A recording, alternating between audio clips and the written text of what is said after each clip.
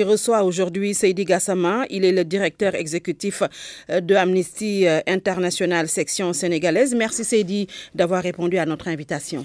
Bonjour Binta et bonjour à tous les auditeurs de l'ARFM. Nous recevons également M. Eliman Kane de l'Ex-Africa, leadership, éthique, gouvernance, stratégie pour l'Afrique. Merci M. Kane d'avoir répondu à notre invitation. Merci Binta et bonjour à vous et à tous vos auditeurs. Vous pourriez également nous suivre en direct sur igfm.sn.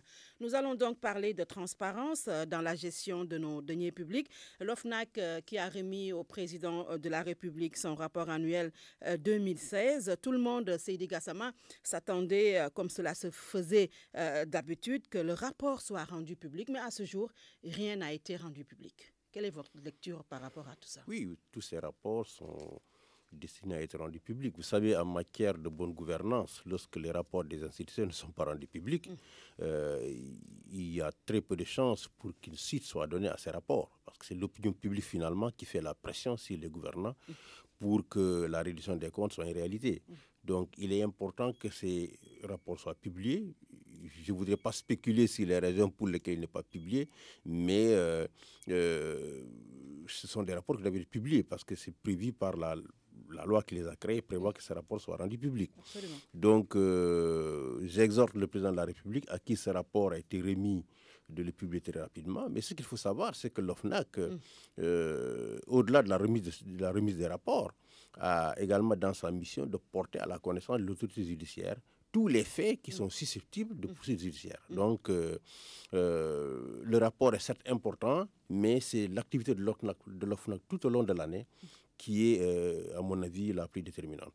La bonne gouvernance, Monsieur Alassane, c'est Alassane Kane, c'est Eliman Kane, du moins, excusez-moi. La bonne gouvernance, c'est le credo de l'Ex-Africa. On s'attendait à ce que l'OFNAC publie son rapport annuel, comme le disent bien entendu les textes. Mais aujourd'hui, jusqu'à ce jour, rien du tout. Quelle est votre lecture par rapport à ce manque de publication du rapport 2016 de l'OFNAC? Merci Binta et bonjour à mon frère Seydi Gassama également. J'ai l'honneur de partager ce plateau avec lui. Mais il faut quand même une précision.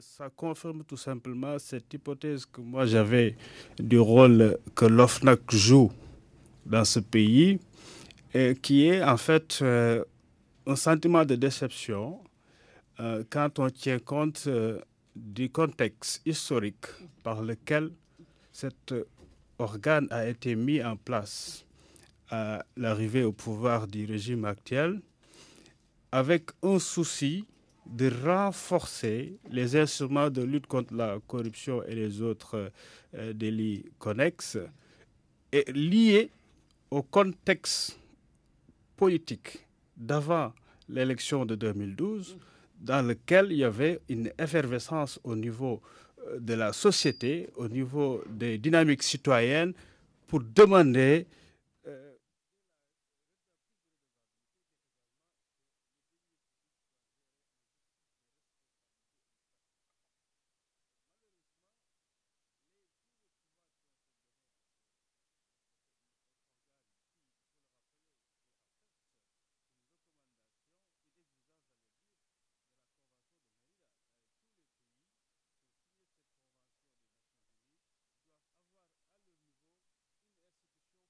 contre la corruption.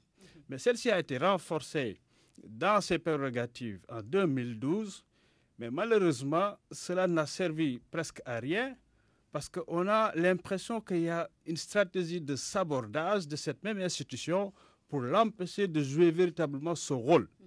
Au départ, il y a eu beaucoup de retard sur la mise en place parce que l'institution est créée en décembre 2012.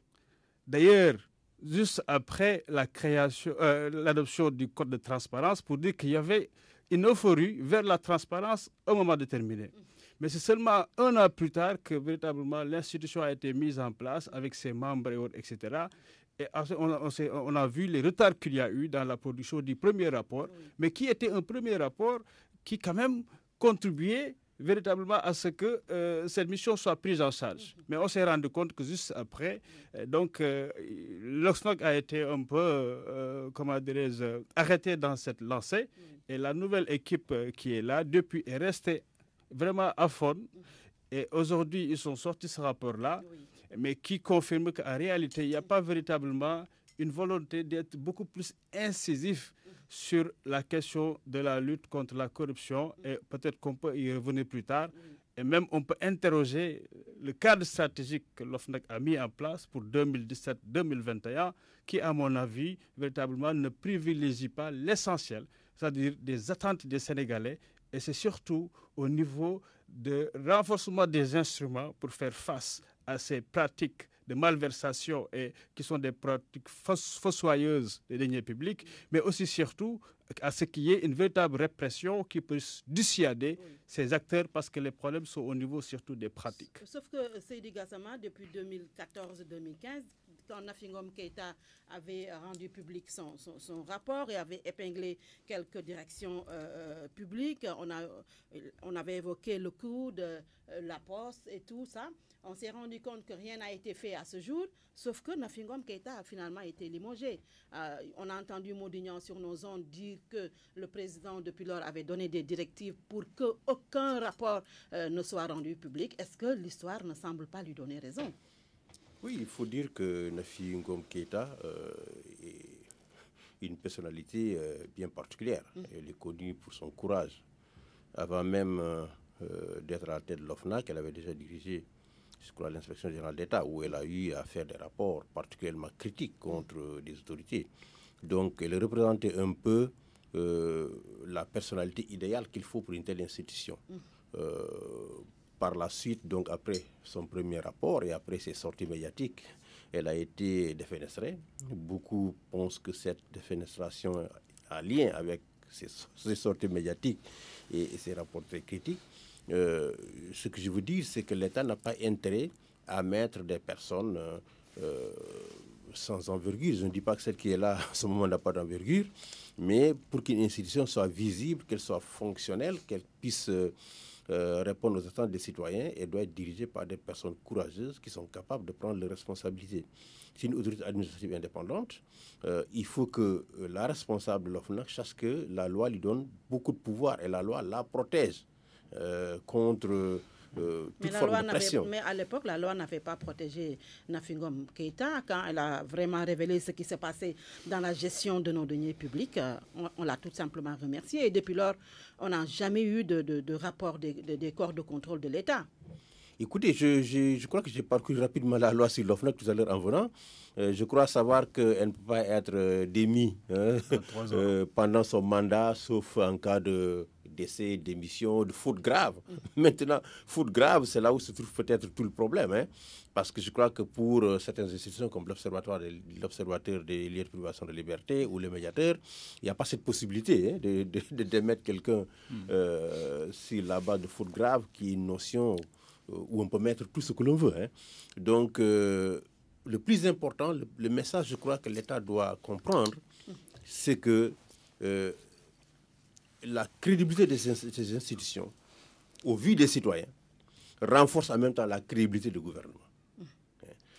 L'État a intérêt à ce que ces institutions fonctionnent très bien, qu'elles soient fortes, qu'elles soient bien financées, qu'elles aient des ressources suffisantes pour mener leur mission, parce que c'est cela qui, aux yeux des citoyens, montre la volonté de l'État de lutter contre la corruption et la mauvaise gouvernance. Mais est-ce que justement cet État-là a la ferme volonté de lutter contre la corruption et la les faits également que l'OFNAC porte à la connaissance des judiciaires doivent faire l'objet de poursuites.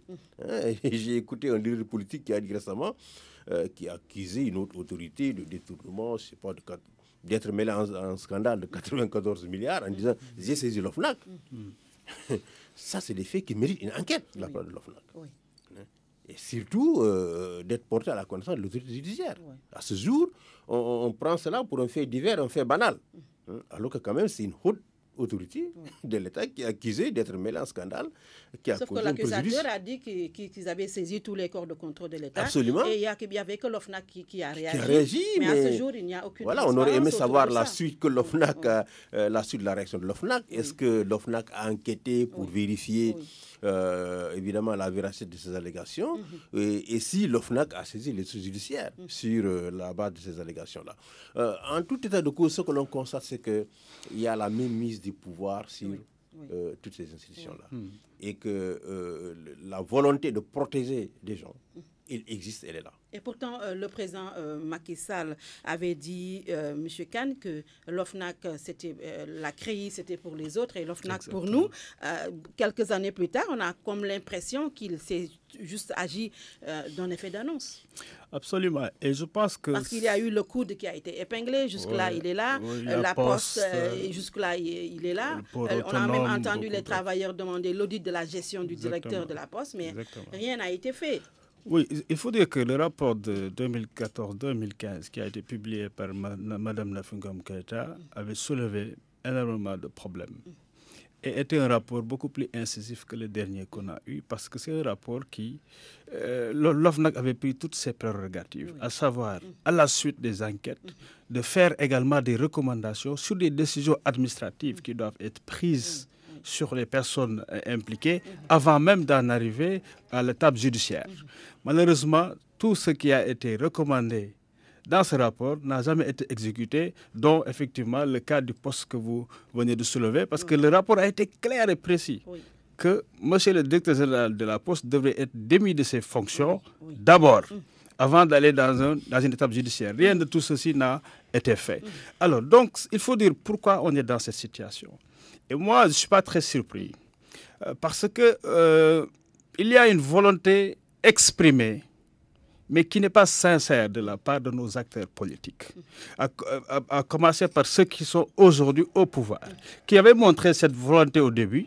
Et il y avait certains d'entre eux, effectivement, notamment le ministre de la Justice à l'époque devenu Premier ministre, qui était effectivement à cheval sur le principe de la redevabilité, mais on a vu comment elle a fini. Alors, donc, ils sont revenus en fait sur ces instruments qu'ils avaient mis en place en se rendant compte qu'en réalité, ces instruments-là vont les gêner dans leur façon de faire la politique dans ce pays-là. Parce que Mme Keïta, Nafi Ngom Keïta, avait pris au sérieux sa mission. Et je pense que c'est ça qu'il a perdu, malheureusement, dans la violation donc, de la loi qui, effectivement, comme l'a rappelé Seydi Gassama, elle avait un mandat de 3 ans renouvelable et pendant son mandat ne devait pas être démis, tout simplement. Donc ce qui s'est passé, c'est pour moi ce que j'appelle cette volonté de sabordage d'un instrument parce que les politiques se sont rendus compte que cet instrument-là ne les arrange pas dans la façon de faire la politique, c'est-à-dire d'entretenir le clientélisme. Et ça, c'est le fond du problème dans ce pays.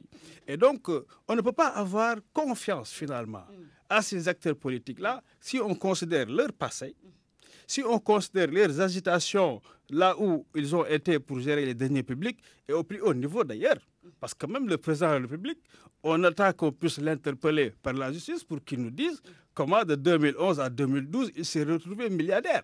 Donc, voyez-vous, il y a beaucoup de cas comme ça dans ce pays et au niveau de ces acteurs politiques qui aujourd'hui décident.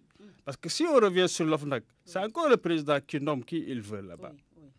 C'est lui qui désigne. Et certains membres ont été d'ailleurs récriminés au moment de leur désignation parce qu'il y a eu des informations, des ouvrages qui ont impliqué ces gens-là dans des cas de malversation.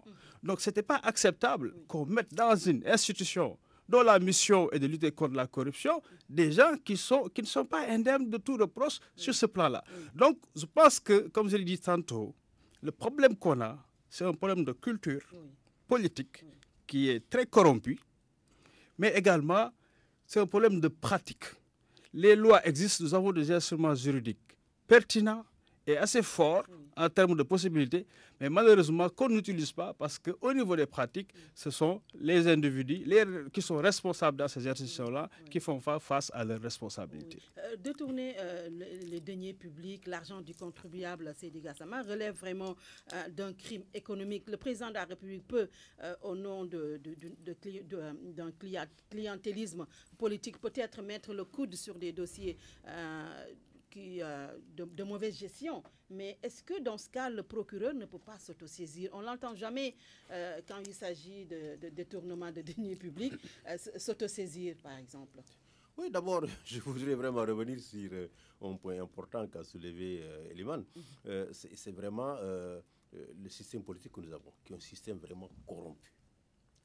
Lorsque vous voyez les nominations à la tête des agences, à la tête des entreprises publiques, c'est toutes des nominations à caractère politique. Même lorsque la personne qui est nommée n'était pas dans la politique, dès qu'elle est nommée, elle entre tout de suite dans la politique. Or, vous savez très bien, la politique au Sénégal, c'est entretenir une clientèle extrêmement importante. Dès que, si vous n'avez pas les moyens de cette clientèle, évidemment, quelqu'un d'autre vient la prendre.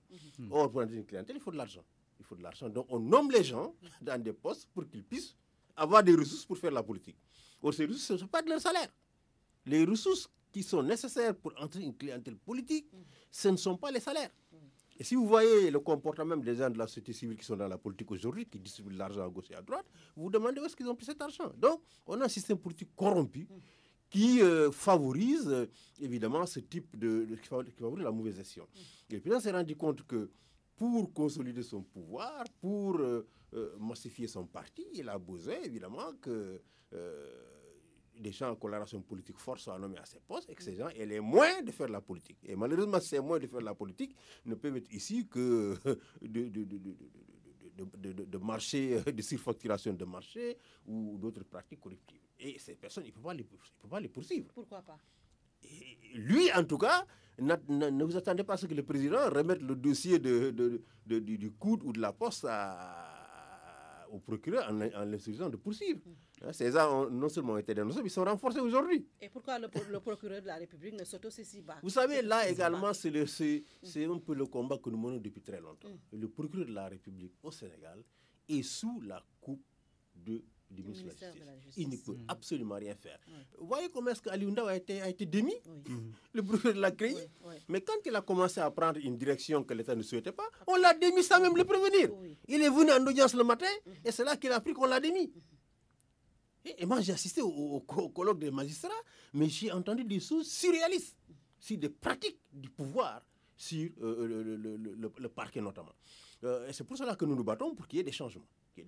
Et j'ai entendu le garde des Sceaux dire oui, les magistrats n'ont pas besoin de ces changements, ce qu'ils veulent, c'est leur grade, c'est leur ceci et cela. Non, c'est faux.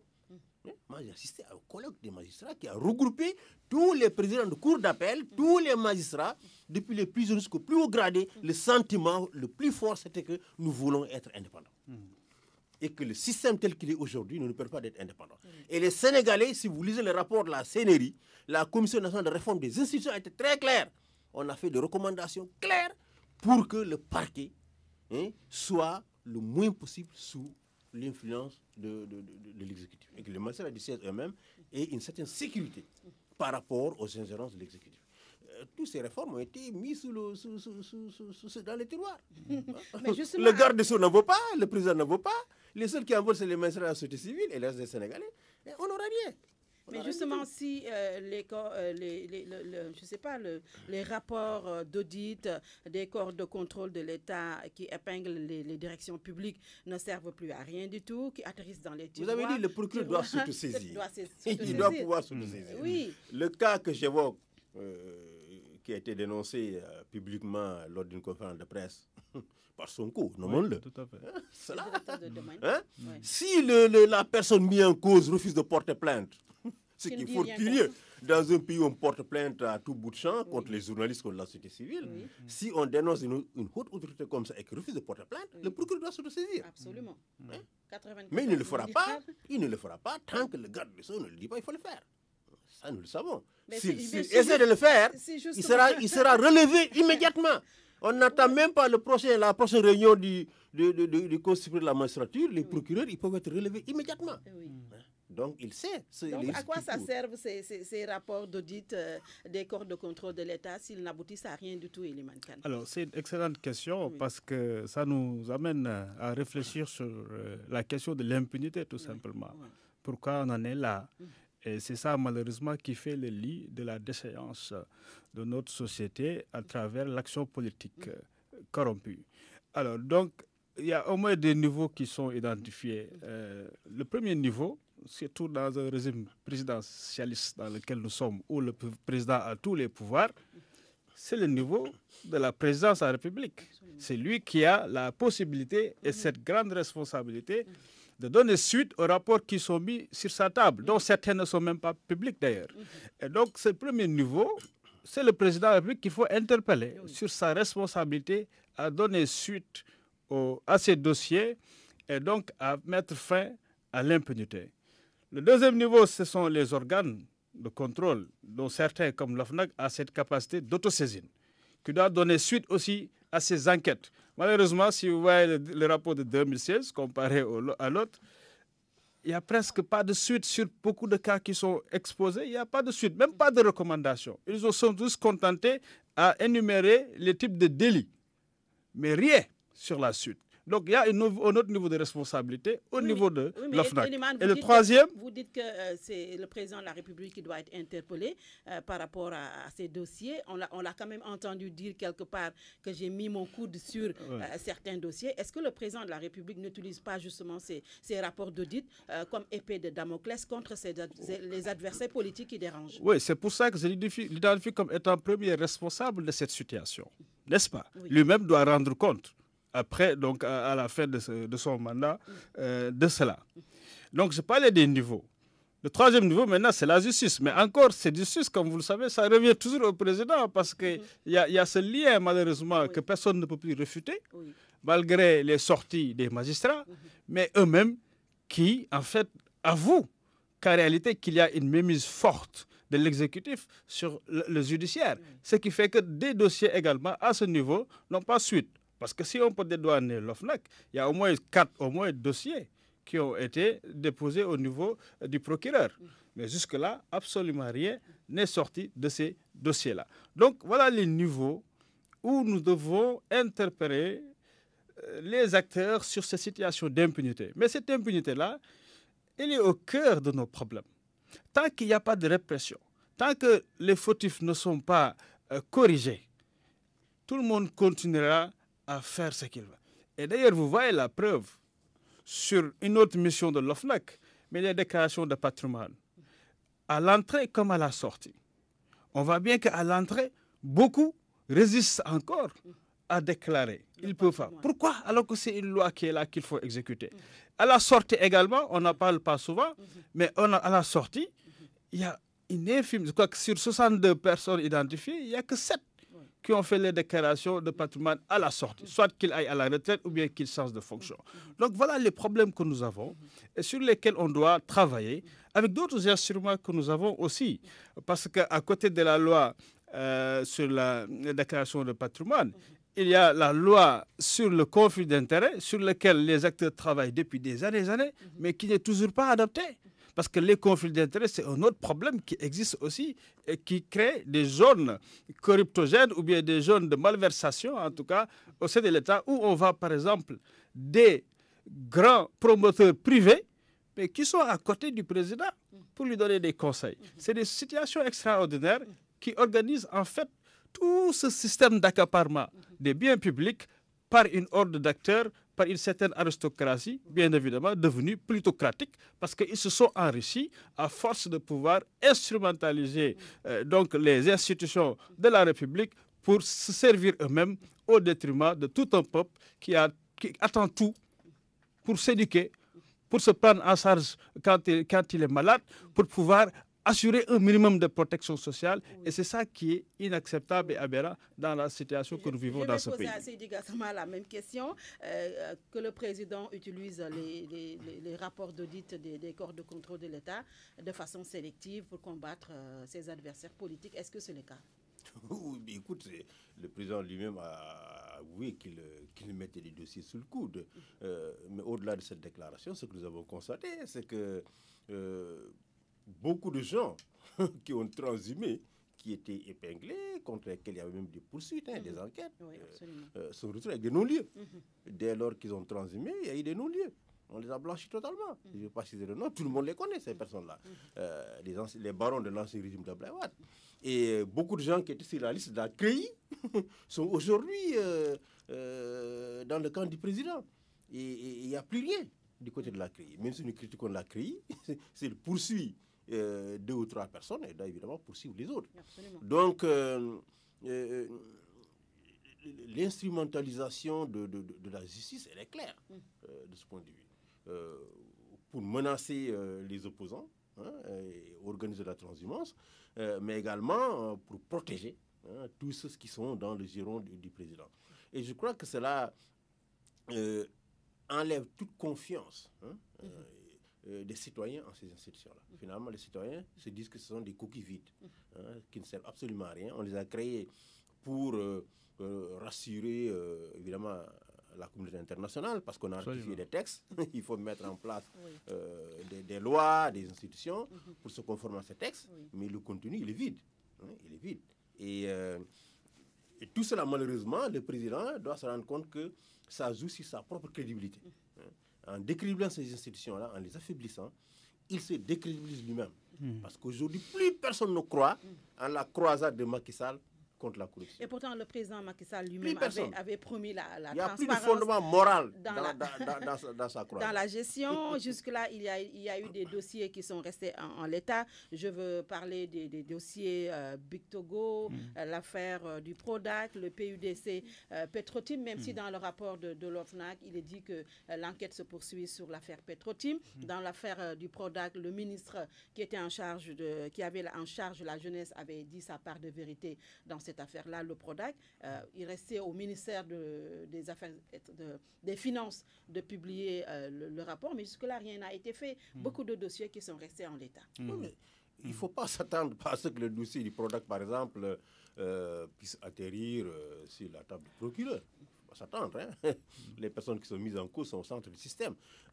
Je crois qu'Élément l'a dit. Vous pensez que les gens qui commettent ces actes de mauvaise gouvernance, le plus souvent, ils ne le font pas pour s'enrichir eux-mêmes. Ils le font pour faire la politique du président, pour entretenir la clientèle politique, faire des campagnes en faveur du président. Et lorsque vous prenez de l'argent pour faire la campagne d'un président, Mouria a raison de dire que c'est un président politicien. Il ne raisonne que par rapport à la politique. Il est omnibulé par le second mandat. Et toutes ces personnes qui sont mises en cause et qui sont, disons, des automatiques de billets en sa faveur, il ne va jamais les toucher. Il va jamais les toucher. Je ne sais pas ce qui adviendra après 2019, mais en tout cas, d'ici fin 2019, ces personnes ne seront pas inquiétées. Parce qu'encore une fois, le président a besoin de ces personnes-là pour faire sa politique et pour s'assurer d'un deuxième mandat. Alors, les dossiers qui sont restés en l'état, Eliman, l'affaire Big Togo, à qui on a dédommagé à hauteur de 12 milliards, 18 milliards, le Prodac, le PUDC, Petrotim et tout ça. Alors, on va rester comme ça, sans suite. Oui, ça, c'est une bonne question parce que les Sénégalais, quand même, ne peuvent pas comprendre que des dossiers aussi graves soient restés en l'état sans suite. On peut juste insister surtout sur Big Togo, mais surtout sur Petrotim, parce que Petrotim, pour moi, c'est la grande tâche sur la gestion des ressources naturelles dans ce pays-là. Et si on ne le règle pas maintenant, je pense qu'on va vers beaucoup de risques, ce que nous ne souhaitons pas, mais qui risque d'arriver à ce niveau. Parce que sur Petrotim, rappelez-vous, même le Premier ministre avait donné rendez-vous à tout le monde sur le rapport de l'ITE de 2015, quoi, 2016. Alors, le rapport ne traite pas de ça. Donc, cette question est restée lancinante. Jusqu'à aujourd'hui, il n'y a pas une réponse officielle sur la fraude pétrolière, alors que nous savons quand même, au-delà de cette enquête de l'OFNAC qui tarde à aboutir, alors il y a eu un autre rapport de l'IGE que tout le monde connaît maintenant, qui était estampillé secret, mais qui est sur la place publique depuis. Donc, sur cette question. Donc, je pense que là, les autorités sont attendues pour une réponse vraiment précise sur la question de Petrotim, qui est liée aujourd'hui à l'exploitation du pétrole et du gaz au Sénégal, dans laquelle nous attendons une décision finale d'investissement qui va aller vers la production bientôt. Cette question-là doit être réglée. L'essai Big Togo aussi, qui est lié au processus électoral, au cadre d'identité, etc. Je pense qu'à ce niveau aussi, on a tout dit sur ce sujet. En tout cas, les citoyens ont réclamé, ont demandé transparence sur cette question-là, et jusque-là, donc, l'État reste dans la politique de l'Autriche, donc on ne traite pas de la question. Donc ces questions-là, elles sont nombreuses, il y en a beaucoup. Les nouvelles questions comme l'affaire Prodac et d'autres certainement, d'autres qui sont traitées ici aussi dans ce rapport-là. Et il y a des questions, ce qui est intéressant, et il faut que j'en parle, dans le rapport de l'OFNAC, il y a des réclamations qui concernent des pratiques de flux financiers illicites, qui incriminent des grandes multinationales privées, comme par exemple Shell et ses succursales, etc. Voilà une question qui est essentielle, fondamentale, et sur laquelle je ne pense pas que notre administration est prête à réagir. Parce qu'il s'agit de questions très complexes, les flux financiers illicites, qui sont liés à des stratégies d'optimisation que les entreprises utilisent, qui sont liées à des stratégies de sociétés écrans qui sont créées, etc. Et pour ce que j'en sais, notre État n'est pas encore suffisamment outillé pour véritablement traquer ces pistes, mais qui occasionnent énormément de flux, c'est-à-dire de richesses créées ici, mais qui nous échappent parce que tout simplement, nous n'avons pas les moyens de les suivre, que ce soit par l'administration douanière, que ce soit par l'administration fiscale, etc.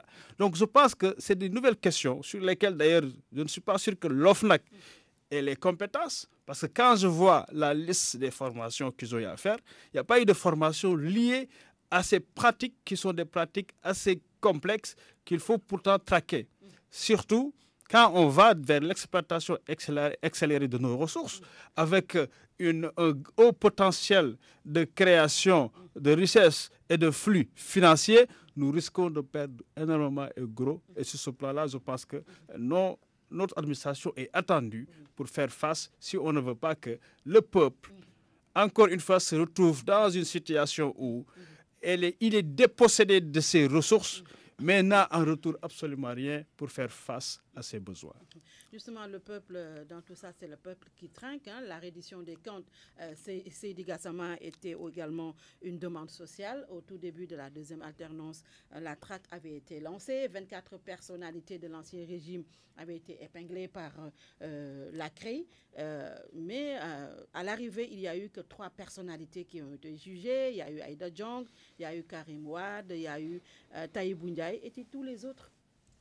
Les dossiers sont restés, on n'en parle plus. Oui, sous réserve des critiques que nous avions et que nous émettons, nous, par rapport à la CREI, je voudrais dire que on a constaté subitement l'arrêt de cette cour. Nous, on n'avons jamais demandé à ce que la lutte contre la corruption ne soit pas menée avec détermination.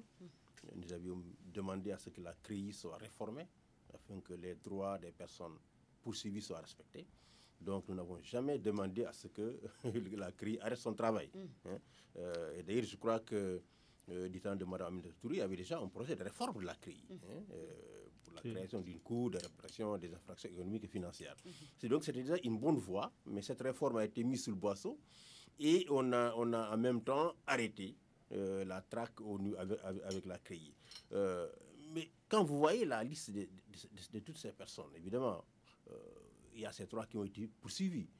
Les autres, soit la CREI est restée comme une épée de Damoclès au-dessus de leur tête, ou alors ces personnes-là se sont beaucoup rapprochées du camp du président. Et je crois que pour un président politicien, comme dit le doyen Modignan, il ne faut pas s'attendre à ce qu'il existe des poursuites contre des personnes.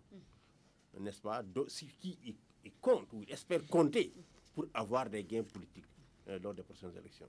Donc, tout cela, comme j'ai dit, fragilise le dispositif, fait que la confiance des citoyens dans le dispositif s'érode et, évidemment, nous laisse face à des lendemains incertains. Parce que, comme l'a dit Eliman, nous allons vers de nouveaux défis, c'est l'exploitation du pétrole et du gaz,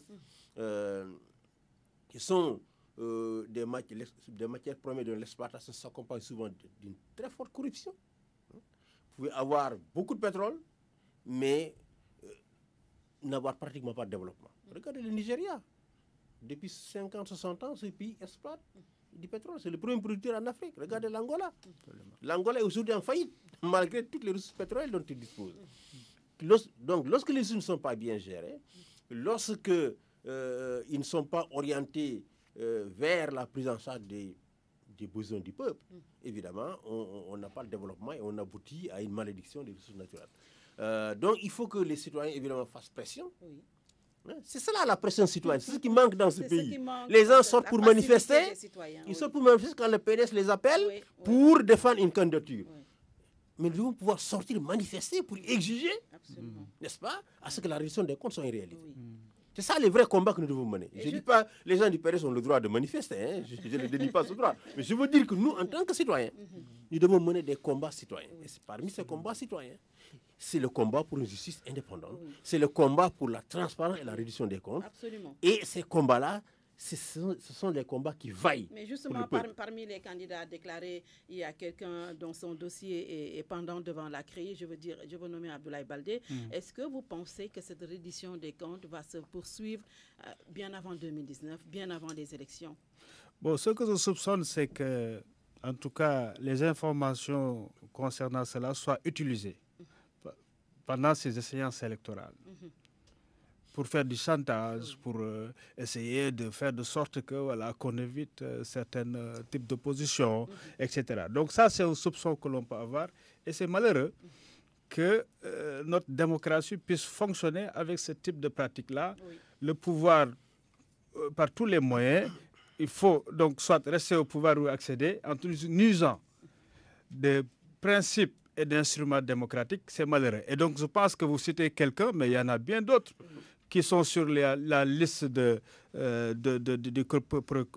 procureur Nao, qui se sont retrouvés de l'autre côté et qui vont certainement battre campagne pour le candidat président. Il y a même d'autres candidats. Voilà, donc je pense que c'est ça. Et d'ailleurs même l'OFNAC qui est resté longtemps à fond et qui sort un rapport comme ça, on a des soupçons. Est-ce que dans même cette campagne a commencé, tout le monde le sait, comme vous le pensez, on ne va pas encore une fois donc, faire du chantage, utiliser donc les procédés de notre démocratie républicaine à des fins purement partisanes. Oui, sauf que ceux qui ont détourné les deniers publics doivent aussi rendre compte. Absolument. Oui. Alors là, c'est tout le monde là, c'est 360 degrés. Et donc, je pense qu'effectivement, c'est ce que nous demandons depuis. Et donc, c'est là, malheureusement, sur lesquels on n'a jamais de réponse. Et donc, aujourd'hui, que ça soit maintenant ou ailleurs, et ailleurs, ce qu'on a aussi à dénoncer, c'est justice à double vitesse, où on cible certains. Si on revient sur la CREI, par exemple, il n'y a pas eu de suite sur pas mal de dossiers, mais quand même, il y a des dossiers qui ont été bouclés d'une certaine manière qui laissent à désirer. Et donc, voilà un peu toutes ces questions-là. Et je rejoins Seydi Gassama, que c'est aux citoyens sénégalais de régler ce problème. Parce que nous avons fini de constater que malheureusement, le système politique, les pratiques politiques et les acteurs politiques sont plus intéressés par des intérêts particuliers, partisans, que l'intérêt public. Donc c'est cette majorité, cette masse de Sénégalais qui doivent s'organiser, se mobiliser davantage pour faire face à ce système-là et à donc revenir à quand même un système beaucoup plus inclusif, beaucoup plus démocratique, qui tient compte véritablement des besoins des Sénégalais et donne les moyens qui puissent permettre de répondre à ces aspirations-là. Vous suivez Romu Ménage qui reçoit aujourd'hui Seydi Gassama d'Amnesty International, section sénégalaise, et Eliman Kane de l'ex-Africa. Alors, Amnesty International ne peut pas être dans ce studio et que nous n'évoquons pas l'état des droits humains au Sénégal. Dans votre rapport annuel, vous avez eu à dresser un tableau sombre des droits de l'homme au Sénégal. Vous vous êtes basé sur quoi? Sur quels paramètres pour dire que ça ne marche pas, droits de l'homme au Sénégal? Nous sommes basés sur les faits. Quels sont les faits? Comme vous le savez, et souvent les autorités perdent cela de vue, c'est que Amnesty, c'est une organisation de masse. Ce n'est pas une organisation de bureaucrates avec une équipe de professionnels à Dakar. C'est plus de 10 000 membres. Binta, vous-même, vous fûtes une membre d'Amnesty, une des toutes premières membres d'Amnesty au Sénégal. Hein. Je le suis toujours. J'informe les auditeurs de cela. Donc, nous avons plus de 10 000 membres au Sénégal. On a des yeux dans tous les départements et dans toutes les communes du Sénégal. Et fort heureusement, maintenant, nous avons la presse également qui porte beaucoup d'informations à notre connaissance. Donc, lorsque nous avons connaissance des informations, nous les recoupons, nous les vérifions. Très souvent, nous sommes aux côtés des victimes, à qui nous donnons des conseils, s'ils la voient suivre, pour obtenir justice, pour porter plainte. Parfois, nous mettons des ressources pour trouver des avocats pour les victimes. Donc, nous enquêtons sur ces faits-là. Sur l'interdiction de manifestations également, nous recevons beaucoup d'informations. Parce que malheureusement, la presse parle beaucoup des interdictions à Dakar, mais c'est tous les jours qu'on interdit des manifestations dans les régions, dans les communes, les différentes communes du pays. Toutes ces informations, nous les rassemblons pendant toute l'année, nous les analysons, et vers la fin de l'année, à partir du mois de novembre, décembre, nous commençons à travailler sur le rapport annuel. Qui n'est pas donc un rapport rédigé par 2 ou 3 personnes, c'est un rapport généralement rédigé entre la AI Sénégal, le bureau, le secrétariat international de l'organisation, qui passe à travers plusieurs filtres. L'équipe de conseillers politiques qui est au siège à Londres, l'équipe de conseillers juridiques qui est au siège à Londres, et tout cela analysé sur la base des engagements internationaux du Sénégal. Vous ne pouvez pas dire au Sénégal ne torturez pas si le Sénégal ne s'est pas engagé au niveau international à ne pas torturer. Il faut dire au Sénégal autoriser des manifestations s'ils ne se sont pas engagés au niveau international à autoriser des manifestations. Donc, nous leur tenons responsables sur la base de ce qu'ils ont signé et ratifié. Et quand on parle de ratification, malheureusement, beaucoup de gens ne connaissent pas le processus de ratification. La ratification, ce n'est pas le président qui se lève et qui signe. La ratification, c'est à plusieurs niveaux. Elle implique à la fois l'exécutif, le législatif et le judiciaire. Parce qu'une loi de ratification, elle est d'abord adoptée en Conseil des ministres, n'est-ce pas, avant d'être envoyée à l'Assemblée nationale pour être votée. Et avant même qu'elle soit votée, elle est contrôlée par le Conseil pour voir est-ce qu'elle ne viole pas la Constitution. Auquel cas, on demande à ce qu'il y ait une modification constitutionnelle avant de pouvoir ratifier. Donc, c'est tout l'exécutif, le législatif, le judiciaire qui sont impliqués. Une fois que vous avez ratifié, vous devez respecter. Donc, nous faisons un travail sérieux, un travail rigoureux que nous faisons depuis plus de 100 ans et qui nous a valu des reconnaissances internationales, un prix Nobel de la paix. Et malheureusement, on est face à un gouvernement frileux, allergique à la critique. Allergique à la critique. Ce n'est pas seulement les rapports d'Amnesty, le rapport de Transparency, le Forum civil, on dit c'est du n'importe quoi, rebiche. Le rapport de Human Rights Watch, c'est du n'importe quoi, rebiche. Ils sont allergiques à la critique. Allergiques. Et depuis qu'on a publié le rapport annuel au mois de mars, ils sont dans un déni total. Donc ils n'ont absolument rien fait pour faire améliorer la situation.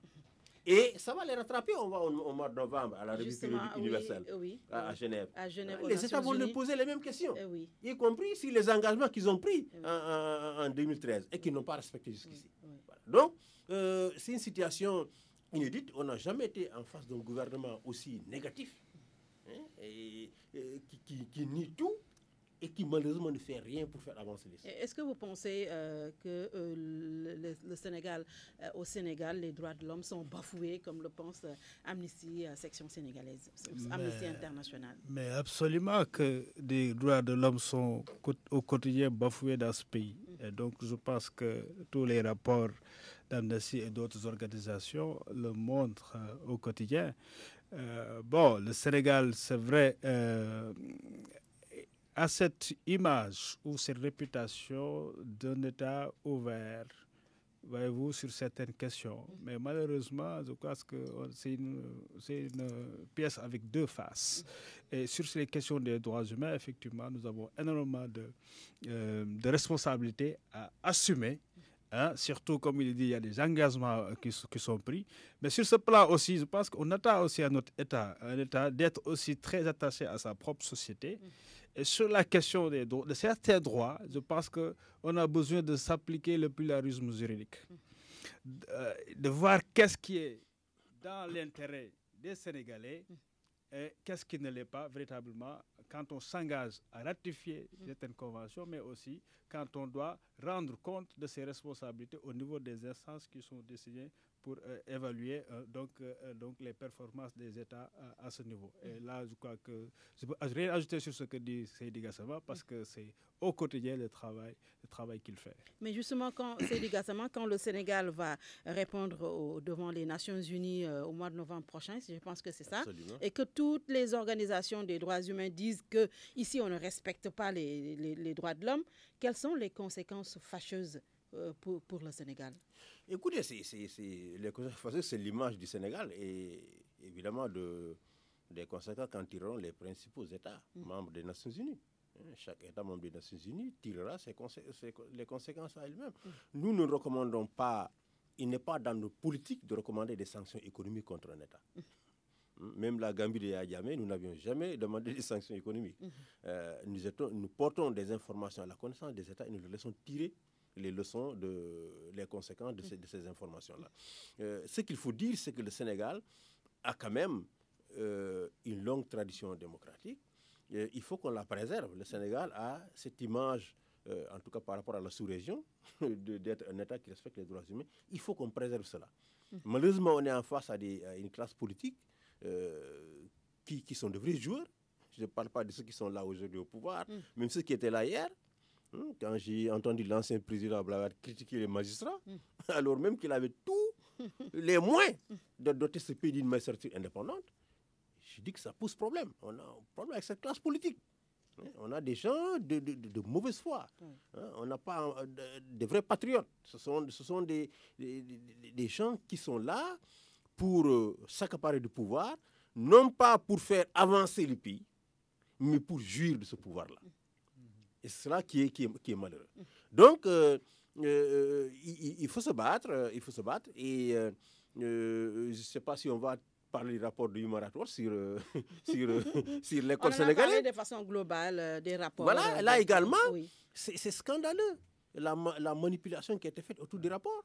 Ce rapport n'a jamais généralisé.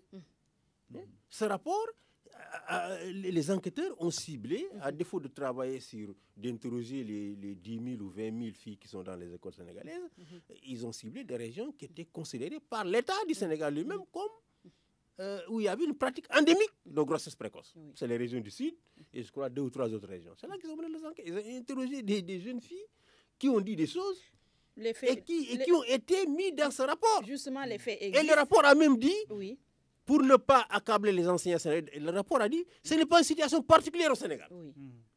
Elle n'est pas particulière au Sénégal. Mais dès le lendemain, on se fend de communiquer parce que l'occasion était belle de se réconcilier avec les enseignants, de montrer au moins une fois aux enseignants qu'on les défend. Mais les violences sexuelles en milieu scolaire, ça existe. Il faut oser poser le débat. Mais est-ce qu'aujourd'hui, il est dit que, est-ce qu'on peut introduire l'éducation sexuelle à l'école? Je crois que le rapport n'a jamais demandé d'introduire l'éducation sexuelle à l'école primaire. Est-ce qu'il faut le faire au vu de ce qui ressort du rapport? L'enquête a visé le secondaire. Oui.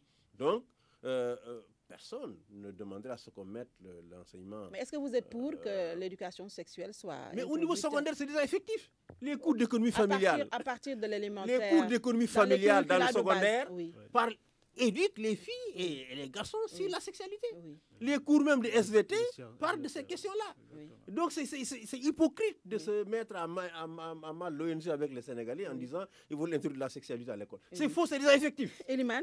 Oui, je pense qu'il faut faire face à nos réalités. Et ce rapport ne dit pas quelque chose qui n'était pas connu. Moi, il y a plusieurs années, j'avais des partenaires qui travaillaient, par exemple, sur la question des notes sexuellement transmissibles. Et on a eu tous ces scandales qu'il y a eu dans les écoles. Donc, c'est une réalité dans les écoles qu'il y a eu de harcèlement entre des enseignants et des élèves, comme il y a eu entre élèves aussi. Mais c'est exactement ce qui se passe dans toute la société, même dans nos maisons à l'intérieur. Donc il faut faire face, il ne faut pas qu'on soit hypocrite, il faut faire face à notre réalité. Nous avons un sérieux problème d'éducation sexuelle dans ce pays, dû au tabou. Il faut qu'on prenne en charge nos enfants d'abord dans les maisons pour leur expliquer ce que c'est. Mais s'il y en a qui n'ont pas la chance d'être pris en charge dans leur maison par des parents, il faut que l'école joue ce rôle-là pour préserver au moins les enfants des turpitudes de l'être humain, tout simplement. Briser les tabous. Voilà, et c'est lié tout simplement à cette défaillance morale que nous vivons dans notre société. Avec c'est pas seulement dans l'école, mais Internet c'est et dans la temps. société.